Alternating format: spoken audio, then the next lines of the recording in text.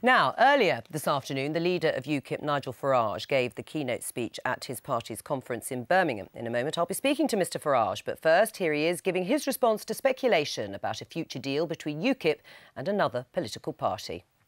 We, having spent nearly 20 years of hard work, sacrifice and much mockery, building UKIP into a political brand in this country that is now connecting with millions of ordinary men and women out there, I have my absolute assurance that I am not going to sell this party short for any political gain. Absolutely no way on earth that I would do that.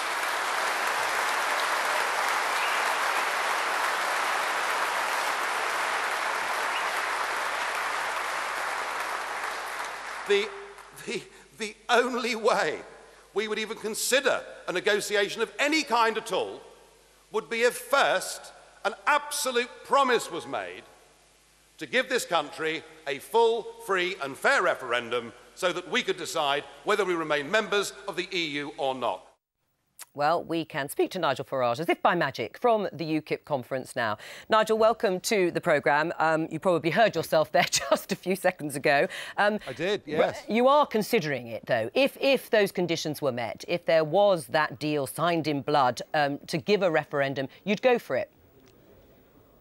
Let's just be clear what's happening here. What is happening is the Eurosceptics in the Tory party are screaming at David Cameron. They're saying, look, the Lib Dems are going to go off to Labour.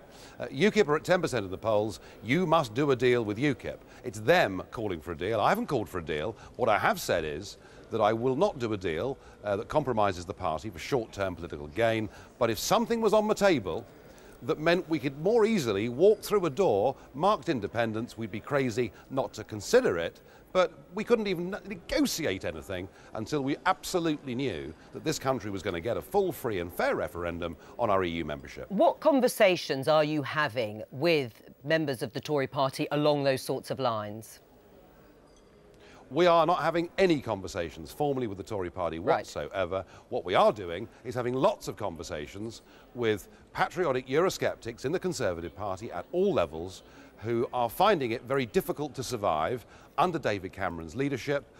They still, many of them, hope and believe that David Cameron will do the right thing and will respond to this treaty that Mr Barroso tells us we have to have by giving us an in-out referendum. And I would say this, that if Cameron does not deliver an in-out referendum, then I think what you'll see are many more Eurosceptics from the Conservative Party coming across and joining UKIP. OK, so you're saying the Tories are running scared at the moment, or some of them in terms of the polling that you've got, and also that some of them are looking at you as a Eurosceptic alternative. But is that partly the problem with your party? Is that still how you are characterised, only as a Eurosceptic alternative to the Conservatives? Well, I think that's unfair for two reasons. Firstly, people underestimate, particularly in the Midlands and the North, just how many old Labour votes UKIP takes, and these messages appeal to the left and right of the political spectrum. But secondly, I think if you look at the opinion polls, the UKIP share of the vote in terms of intention to vote in a general election, if it was held tomorrow, have trebled in the last 2 years, and that is because we are actually beginning to connect with people, not just on the question of who governs Britain, but how that Britain should be governed. And people know what we're saying increasingly on wind farms, education and law and order. OK, so you're going for a broad-based appeal, but on that basis, then a deal makes perfect sense. I mean, if you can extract that pledge, whatever it would look like, I'm not sure what you'd want them to do in order to keep to that cast-iron guarantee, because then you would get some seats at Westminster.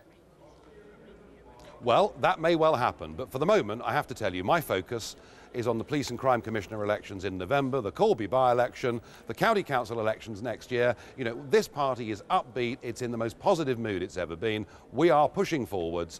One thing I do know, though, the most likely way that this country will get the right referendum is if UKIP becomes stronger. Right. I mean, you say, or I think people in the party have said, that UKIP can win the European elections in 2014. How realistic is that? Well, we weren't given a hope by anybody in '99, and we established a toehold when 3 of us got elected. In 2004, we came third, beating the Lib Dems. In 2009, we came second, beating the governing Labour Party of the day. The winners in '09 were David Cameron's Conservatives, and they won because they promised they would give a referendum. They have broken that pledge, and I think now that Mr Barroso is using the F word as liberally as he is, and we can all see that the European Union is turning into a state, I think we've got every chance. Let's just clear it up. F, obviously, for Federalist, I presume, Nigel Farage. Now, what percent... He does. No, I think, let me confirm that. Yes. What percentage of the vote, though, are you aiming for? Because that's the key. What percentage of the vote are you aiming for in 2014? Well, I mean, to win those Euro elections, probably 27% of the vote would win. 27%. OK, so that's your hope and aspiration. I mean, as it stands now... It's not a... Sorry, go on. What were you going to say? No, I'm going to say, you know, this is not some pipe dream. You know, we have been proved to be right on this European question, right about the Eurozone, right about the cost of British industry, right about the harm that green taxes would do to this country. We've been right, and people out there know that. OK, what about the logo? Heard talk about you might be in favour of dumping the pound sign logo. Is that true?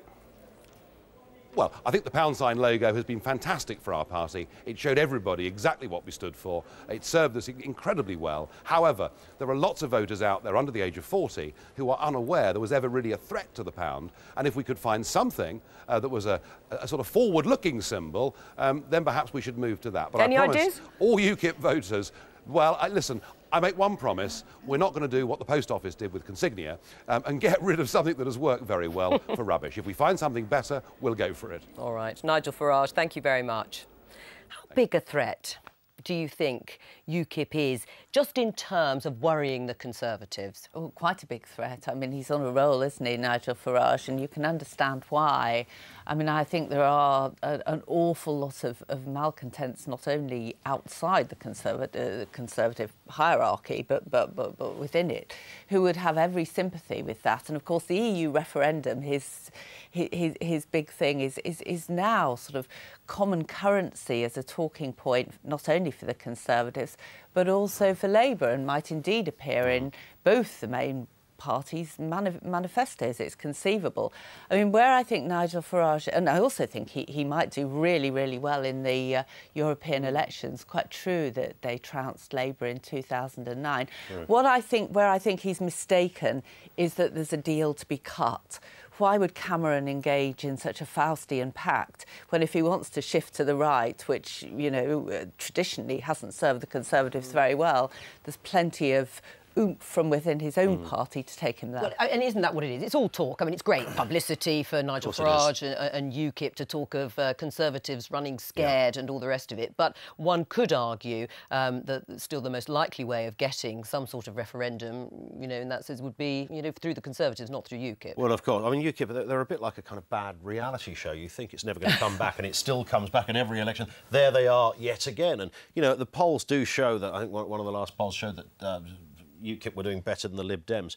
But they're a dividing party when it comes to, I think, domestic politics. They've never had a member of Parliament in Westminster. I don't think they ever will, to be honest. But they will certainly dilute the Conservative vote. And as Mary said, you know, they're looking for an absolute agreement from Cameron to say, yes, we're going to have a referendum. That's never going to happen in a month of Sundays. There's more chance of, there's more chance, I think, of David Cameron getting into the next election. Well, I mean, the thing is, though, electorally, as we get closer to 2015, I mean, you know, depending on what happens to the polls, there is, Mary, isn't there, a real sort of risk for the Conservatives if the Liberal Democrats still haven't built any more support and UKIP is into double figures. They've got to look at the numbers and think, what are we going to do the next election if we were going to have any chance of having a coalition or winning? I think that's completely true, Jo, and I don't know how you resolve that one because, of course, we're going to see at the Lib Dem conference the view that, you know, the Tories have somehow contaminated the Lib Dem brand. But the same is true the other way round. I mean, a lot of people in the Conservative Party have been so uneasy about coalition. So how you hold the coalition together on one hand and on the other hand make yourself a coherent and electable Conservative government of the future is, I think, a very difficult trick. Well,